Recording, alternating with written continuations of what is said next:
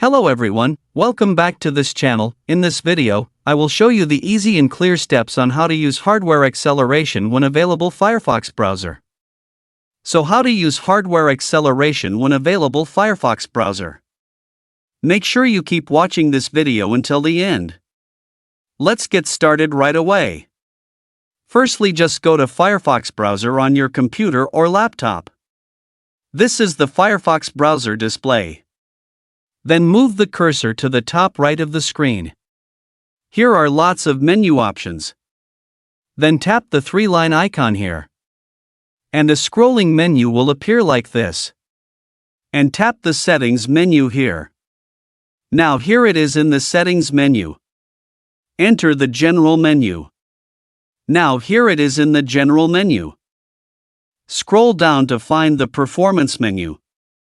Now next. Tap Use Hardware Acceleration when available. This feature allows Firefox to use the computer's hardware to improve browser performance when available, such as when playing videos or running graphics. So that's it, the how to use hardware acceleration when available Firefox browser tutorial. Thank you for watching. I hope this video is useful. See you in the next video.